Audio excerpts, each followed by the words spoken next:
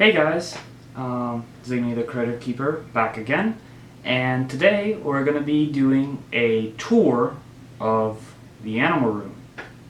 So, um, first up, we are going to see the geckos. So, let's position you better, and so we're here. Better view. So behind me, in order, we have Rose, my crested gecko. We have Zol, my other crested gecko. And we have Arwen, my giant day gecko. So, first we're going to try and bring out Rose. So, here we have. This is nice little Rose. She's a female crested gecko. And I've had her for about, I want to say 3 months, 4 months now. So she's one of the newer additions. That was a little head shake. Never seen her do that before. She didn't like my little head pats, I guess. And she's quite a jumper. Although she's one of the more friendly crested geckos I have. Zol is a wild card, so to say. And she does, and Rose loves to jump everywhere. On you, on your face, on your hair, wherever. And she's gonna jump right now. I'm gonna let her. Or not. So,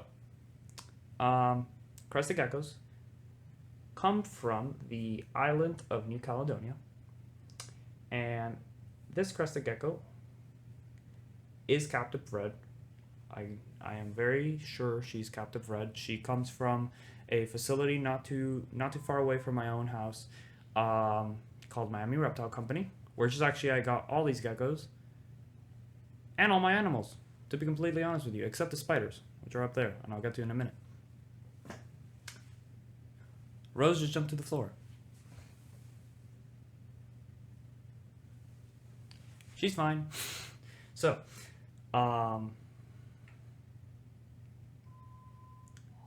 what was I saying? Right, yes. Miami Reptile Company. And I just want to say that I'm very thankful for them. You know, they provide a great service. But Rose is one of the newer additions. And yes. Next up, we're going to see if we can get... Sorry about that weird jump. I guess video cards can get full. Who knew? So now we're going to try and get Zol out. And let's put this away somewhere. Oh, threw it over there. I'll find somewhere else. And let's jump to that. And we're back. So, this is Zol. She's our resident little fatty. She weighs almost double what Rose weighs. And, yeah. She's just doesn't like being held. She's doing quite well right now. She's actually mid shed probably. She's looking a little gray. I've been keeping her moisture up. So, something that people may not know about crested geckos is that tail. It's a prehensile tail. So, they'll use this tail to grab onto things. Many times has either Zol or Rose failed to jump and grabbed onto my hand for dear life while I catch them. And they love just grabbing onto your fingers with this tail. Zol's now trying to jump onto the camera. Let's not have her do that. And yes, she's one quite feisty little girl. Sometimes she'll even mistake my finger for a mealworm. And she does have a primary diet of insects, like they do in the wild. Crested geckos do feed on 60% insects. Although, crested geckos meals, I use them as well. But since they're primarily fruit like powder, I myself, not like I get help. And there you have it. Look, she grabbed onto my hand just like that. Oh, sorry, scared you. All right, we're gonna put her back real quick, just because I don't want her freaking out too much. There you go. Look at her scamper up there. And so the crescent gecko powder is mainly fruit, so I don't try and use that as much. And also because it molds, since they do like high humidity, you know, it's hard to keep that food in there more than a day or so. And I do take it out every day. Just I don't want any of my animals coming in danger, of course. And then since I do live in the tropical part of the United States, there's a lot of ants and pests that come into this house that try to eat that. But luckily, I don't know, that Alexa. Anyway, I'm not sponsored by Amazon. I'm sorry. So I'm not sure. Jesus. Okay, so that big jar over there is a colony of springtails I started recently, and we'll get to that in a little bit. But they do clean up anything harmful, so I'm very glad I have that. And now we're gonna jump to some shots of my next gecko, which is this gecko right here, Arwen. Arwen is a giant day gecko, and he's a he, the only guy. Can't be held because like day geckos are sort of like amphibians, and they do absorb a lot of things from your hands. So even though I wash my hands very like frequently, especially during these times, Corona, I do not like to hold him. Also because I don't know, he's very skittish, so I wouldn't even be able to get close to holding him in the first place. So, I just don't like to hold him, so we're gonna get some shot. He's hiding right now, so we're not gonna be able to get some footage, but I'll make sure to put some footage in there. Don't worry, guys. I got you. So yeah, now we're gonna move on to the spiders. And we're gonna jump to that. Alright, guys, so, now, don't mind the board. That's a little diagram of what those tanks look like, I guess, in a weird way. Now we're gonna get out the spiders for you. This video is gonna probably be going up after the spider feeding video, so I'm not gonna make the introductions too long because frankly I don't know if anybody wants to see me introducing an animal twice. So yeah, so we're gonna very quickly introduce these guys, and then we're gonna move on to the isopods. So let's jump to that. And we're back. I'm not gonna be in this one because this position is very uncomfortable, but you guys can see the spiders. I changed the lens from the last video, or the video about the spiders, so hopefully you guys will be able to see them better. And maybe the image quality is better too. Who knows? We can hope. And yeah. So first, we're gonna start with Peter, the big boy. Peter's a Phidippus regius. And wow, there's a lot of light in here. I wish I could like turn off the light sensor. Can't do that. One can dream. So, as you can see right there, Peter's been building his kind of home. Sort of home, you know. It's lovely. It's got cricket parts hanging there. And yeah, he's been in this enclosure for, I believe, 3 weeks now. And before that, he was in a slightly smaller enclosure. It was kind of like a... You guys are not focused. Like a jar-like enclosure. But now I bought a couple of these boxes. And I haven't gotten around to drilling holes on the top. So I open these about 3 times a day. I'm not gonna have the spider suffocating on me, despite it's not gonna breathe this much air in 48 hours. So, but hey, we thoughtful. Anyway, then we have Oppenheimer, who recently actually came out from molting. Right there. Oh, cutie. And he's been chilling. He's gotten bigger. This is actually about the size of when I got Peter. So I've had Peter with me for a while now. And next we have Boar. We can't really see Boar because he's in the nest right about there. I'm sorry about the glare. Let's see if that works. And as you remember in our last video, we cleaned these up, but there's a new dead fly in there. So imagine that I feed these guys about every other day to every day, depending on if they'll eat or not. So there will be 7 dead flies in there in a week. So that's why, it adds up. Then we have, I believe this is Feynman. Yes, this is Feynman. And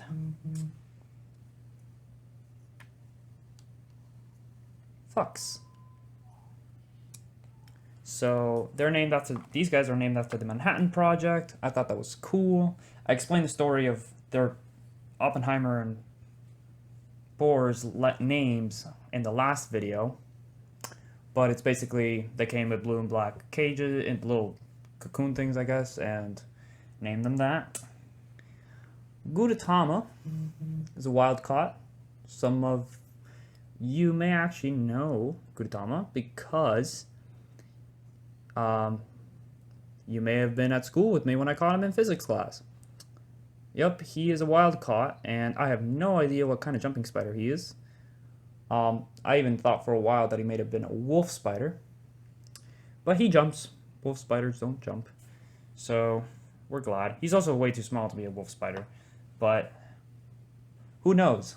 I didn't want to get bit by that, so I wanted to make sure, and he jumps. We're glad. We're very glad. So next we're going to do quickly an introduction of the springtails, and then we're going to get right into the isopods. And let's cut to that. And we're back. So, quickly. This is my main springtail culture. I started this about 3 months ago. I wanted to start big because I knew I wanted to get this to a huge size where I could see springtails everywhere. And I've almost gotten to that point. There are springtails everywhere. And very recently, I started 3 new smaller springtail cultures. And what I did, I just grabbed a scoop of these guys full of springtails, and then I just put them in here with more charcoal. And I started them all on the same day. So they were started on the 8th. I'm recording this on the 10th. So just 2 days ago.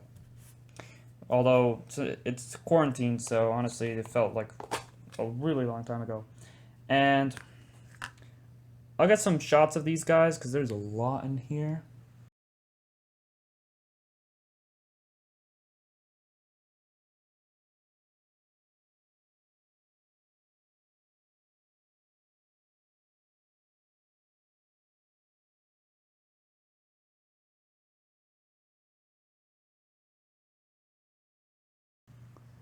But springtails can walk on water. So the fastest way of just transporting these guys is just putting more water in here and then dumping the water out when they're all walking on top of it.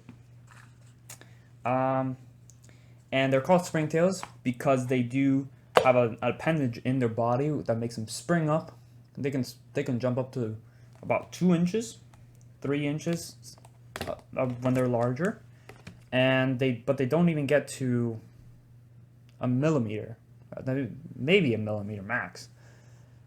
So and they clean up poop, they clean up old food, anything. So these guys are great to put in your enclosures. That's why I started 3 new ones, because Zol's tank has it, but Arwen's, Rose's, and the Moss tank, which I'm about to show you guys, both of them don't have springtails. So I'm starting up more cultures so I can put them in there and help start a more natural ecosystem in there. Because eventually for every single one of my tanks I want to do live plants. That's the goal. That's the idea. So yeah, and we're gonna cut to the iSpods now. And we're back. So this is the bottom row of my iSpot collection. Here we have Pucellio Scaver Lava, Little C iSpods, Cubaris Marina Little C iSpods, and Armadillium Parache. I believe these guys are just normal. This is the base color. So these guys get a huge enclosure because, I don't know, I guess I just like this enclosure. You guys are not central. I'm so sorry about that. These guys get a huge enclosure and a big piece of cork bark that I could not cut into pieces, but there they are. There's two of them that are molting. One of them is actually halfway molted, so it looks really cool. He's like kind of halfway colored, and I'll make sure to get some shots of these guys for you because I would hate to not let you guys see them because of my bad camera skills, so to say. Maybe if we zoom in.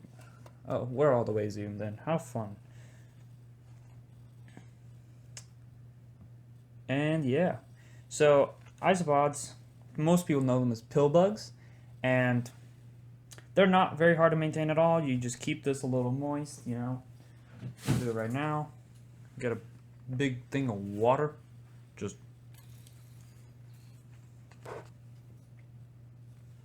we squirt this boy like that, you know. Keep this nice. One side has to be nice and moisturized, and the other more dry, because we want to let like isopods choose. Like if someone like came into your house and just decided that, you know, your temperature was going to be 80 degrees everywhere, wouldn't you be just a little bit upset? I would. Well, I like 80 degrees, but that's just me because I'm a crazy person. So next we have Pucellio Scaver Lava, and these guys are a little more active because the Armadillo and Parache usually just stick to the log and then they hide everywhere. I wish there was a better way. Oh, you guys can see it. If I could get focus. Ooh, there you guys go. Look at that. That's some beautiful isopods.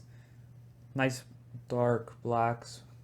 And then some of them have very nice oranges, so to say. And these guys can get pretty big. There's a huge guy in here. He's almost about an inch. I'm afraid to pick isopods up, just personally. I don't like doing so. You know, I feel like it freaks them out. But yeah, and this is actually a jet black one in there. No orange at all. You can't really see because I can't move the camera. It's on a tripod. But yeah. And these guys are at the humidity. So they have different humidities. It varies for each species. So their humidity is about right. Don't want to put it any more wet than that. And next we have the Cubaris Little C isopods. These guys, I've had, you know, for a little bit, less than all the others, I believe. And they've recently had babies. If you saw my recent Instagram post, you saw a little picture of a baby. They're minuscule. I won't even be able to catch them on this camera. And my macro camera is somewhat of a improvisation. I'll make sure to make an Instagram post informing you guys how I do that. But yeah, these guys are pretty small. You can see one right there. And they're just chilling, you know. I give them potatoes and such. They like to poop on the potatoes for some reason. But hey. So yeah. This is Cubaris Marina Little C isopods. And next we're going to jump to this second row of isopods that we have. And we're going to do that. Alright, I turned off the lights and then I turned on some ring lights I have around the room. I think you guys can see a lot better like this. I'm sorry about that. I can't see as well. Maybe if I turn on this light. Good. wants to do that. Oh. I recently had to unplug this light. Not cute. Anyway, alright, so this is my Armadillidium maculatum zebras, and they're one of the bigger colonies. I mean, these guys are very easy for beginners. They recently started having babies for me as well, and you can see two of them are kind of having sex right there. We don't talk about that though. These guys need to go somewhere else. Anyway, and yeah, I started with about 25 of these guys. I know there's more in here now. I can't really see them because, you know, the nature of pill bugs being small and also their babies being even smaller, as well as this jumbled mess of moss that I have to put in there because you guys know that they need that humidity. These guys are a little on the dry side. Oh, I'm in spray mode. Okay. But yeah, this is the first species of isopods I kept, and they've just been doing really well for me. So I'm really happy that I've been able to keep them this long. And I was actually planning on putting them in one of the other tanks, but then I decided not to. Longer stories. Anyway, so next we have my Nissus Asellus Maple Canadas. So these guys come from Canada, and they are a lovely species. I mean, they have some gorgeous oranges and then like a white skirt around. There's only 3 of them right there. There's 10 of these guys, and they haven't started making babies for me yet. As far as I can see, they could be hiding in this moss. Who knows? Really? I mean, for the little sea isopods, I got very lucky, and I witnessed practically the birth of the babies. I saw pretty much the babies maybe 20 minutes after they had been born. So they were all huddled around the mom, and that was really something. So these are the Nissus Asellus Maple, BC, Canada. And next we have the Nissus Asellus Mardi Gras Dalmatian. So as you can tell, these are the same species as the other one, exactly, Nissus Asellus. However, they have a different coloration pattern. That's the second set of words that I always say, the Mardi Gras Dalmatian, zebras. That's the coloration that they have, and there's thousands of them out there. So yeah, just like they're exactly shaped like the Canadas. However, they have nice specks of black and some yellow and white and like really dark whites instead of transparents around. These guys haven't started making babies for me either. However, I'm not upset. I'm just happy that I get to work with all these species, and that my parents actually even let me keep them in the first place, because I kind of didn't tell them about it. Either way, we're not getting into that. We're not getting into any of that. So yeah, these are the isopod colonies that you can see. However, there is a special one, and we're just gonna move the tripod. I'm not gonna cut again because that's kind of annoying on me as a filmmaker. So yeah, this is the first planted tank I ever did. These are all real plants. That's a real bromeliad. It's actually from High Sun. I don't know. You guys look it up. Anyway, and there are dwarf white isopods in here. Thousands upon thousands of them. And I wish I could get a shot, but they're all under the moss all the time. And maybe if I lift some moss up, I could see them. Let's see.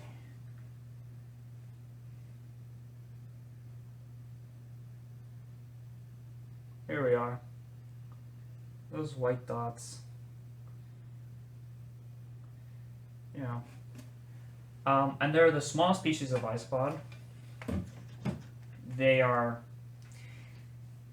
very helpful. They're very helpful. Not only because they can go underneath the moss really easily, like some of the other isopods have probably trouble doing that because they can't fit because they're bigger. So being able to have these isopods and being able to maybe even put them in future tanks is really nice. And this um, colony, this is the initial starter colony, has been going on for a while. I decided to not keep them in an individual tub container because I just wanted to see how they would do in an environment with live plants.